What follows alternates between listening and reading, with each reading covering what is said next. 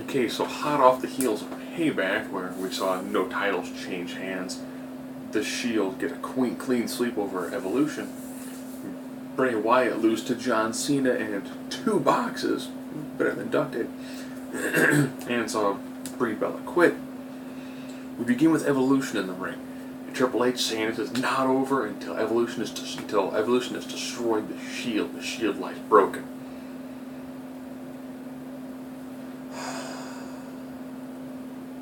Dave is like, "Oh, my title shot." And Triple H is like, "Dave, you can have your title shot. Daniel Bryan is injured." I want my title shot. And he was like, "If I give you your title shot, you choke anyways." Dave, of course, like Dave did the last time, just this time he wasn't beaten by Duct Tape, pretty much takes his ball and goes home. So he quits. Landmark. He wins the Royal Rumble, beats Del Rio, loses the majority of matches, and now he's back to Hollywood. Okay. Triple H then sets a match for Randy Orton. Roman Reigns is the main event. I'm bookending this because the middle I can kind of skip a lot of it. Before this match begins, Shield cuts an awesome promo about how here's Evolution, here's the Shield. Great promo. Everyone does a fantastic job. They're getting ready. Rollins has got a steel chair in hand. H comes down with Orton and a sledgehammer.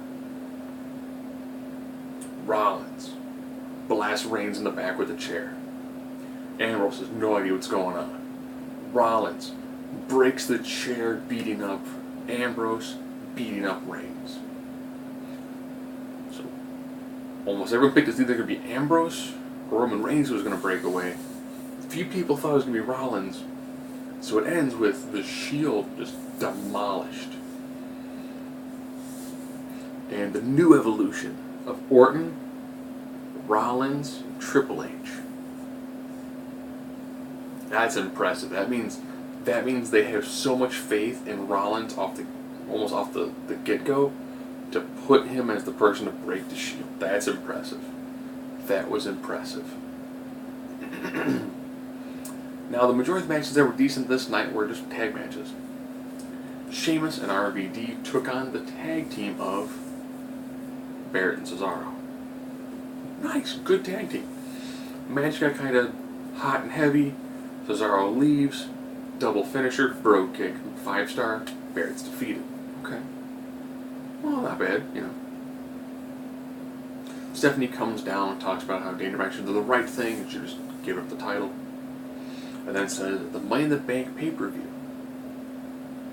Daniel Bryan will face Kane in a stretcher match. If Daniel Bryan cannot compete, the Money in the Bank ladder match then becomes for the vacated WWE World Heavyweight Championship belt.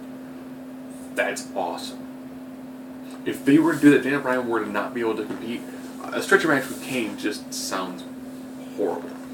But if they were instead put that title above the ring, now all of a sudden every single person in that match has the chance to become the third person to hold that title. And that's a tremendous push, instead of being the person who may or may not get the opportunity to have the match where they may or may not win. That's huge. John Cena comes down and talks about how Daniel Bryan has tried so hard, and John Cena pretty much white knights for Daniel Bryan, which jokingly I told a buddy of mine what should happen is with Brie being fired, Nikki should kind of get involved, which means then John can do something with the McMahons to keep that storyline kind of going. So John then fights Kane, but Kane again is an unstoppable monster mode, and then John Cena wins by disqualification. Match is meh. Kane John Cena is a match we've seen way too many times to actually even really care about it too much. Speaking of matches we've seen too many times to really care about, the first qualifying match for the Money in the Bank ladder match happens between Del Rio and Ziggler, with Del Rio getting the win. Good match, the two guys have nice chemistry, but it's a match we've seen way too many times. It's almost like seeing Del Rio versus Rob Van Dam. You know, the matches, it's a solid match. It's just we've seen it way too many times for me to even remotely care about it. Stephanie overhears Nikki talking about how she wished Brie was there. So then she gets jumped on in a 2-on-1 handicap match, taking on Alicia Fox and Oksana. I guess Stephanie forgot that they have Tamina, who would be more imposing than Oksana. You know, a little post-match beatdown, but all in all, is the throwaway match for the Divas division. All things considered, they really didn't do much for the Divas division. It was just a random beatdown. Kofi Kingston did get to have his match with Bo Dallas. The match was stopped last night because of the introduction of Kane. Good match. Bo Dallas hits the running Bodog. 1, 2, 3, gets the victory, does his parade lap. Does a solid job, you know. Does a good job with that. And continuing the storyline where Cody Rhodes decides to leave Goldust, I joked with my buddy Ed, I'm like, you know who you should team with? You should be Sin Cara. And then he'd be like, see dude, I can't pick a worse tag team partner. And his tag team partner is Sin Cara. And they take on Ryback.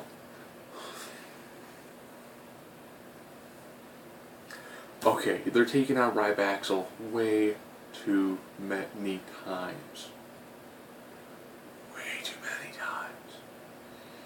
At least freshen up, you know, do one-on-one matches every now and then. Don't constantly do this tag match. Ryback gets the victory. Ryback on a tear to go nowhere. Usos took on the Wyatts without Bray, because Bray is selling the injuries he suffered due to being in a box with a box wrapped on top of him at Payback. Of course, not a title, so therefore the Wyatts are going to win. This match was great. Wyatts and the Usos have phenomenal chemistry. You see Harper hit what looks kind of like a big man's version of Matt Hardy's old move, the Side Effect. Get the 3 count. Better than his running splash. I will say it. Better than his splash. Good match, nice back and forth. You know, Rowan's finish was the Side Effect. Hearing Harper cut a promo. Dude's good. Dude, he is the breakout star of the Wyatts. Beyond Bray. Solid in the ring. Big man who can do luchador moves and actually does them well. He's the second best luchador on the roster behind Goldust. You know, solid match, great match. Worked great. Adam Rose took on Jack Swagger in a rematch of SmackDown. A lot of rematches from the previous week. Adam Rose, actually the match that he did on SmackDown, he did a lot more of like the bizarre sort of moves. Like he would jump for the team with like a headlock takedown, but instead just like let Jack hold him. And this one he did lots of butt slapping. He hit a new finisher, so he's now got like 3 different finishes. This one looked almost along the lines of like a running Dirty Deeds. Nice move, looked great. I'm like, oh, that's a good finisher. I like that. You've got a guy who's kind of doing almost not quite like a running Diamond Cutter / Dirty Deeds kind of facebuster bulldog. You need to find the move and you understand that it's a weird hybridization of like 4 different moves. Probably some guy in Japan's been doing it for like a decade now that I haven't seen him use, but you know, that worked well. Their feud just feels like it's going nowhere. But it's a good thing to keep somebody, keep them active.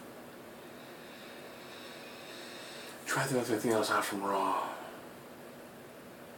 Doesn't feel. Oh yeah. Rusev got an award, like the Russian Federation Hero Award for some reason, and nobody came down to attack him. So you see Rusev accept this award before you see the Shield break. At that point, I was almost expecting Rusev to become the new heavy, but he wasn't. So Raw started out nice with Batista quitting again. Hearing Steph say that Daniel Bryan cannot compete at Money in the Bank, that match then becomes for the title, that's awesome. See what they're going to do with Rollins standing with Orton and Triple H. That too seems ridiculously impressive.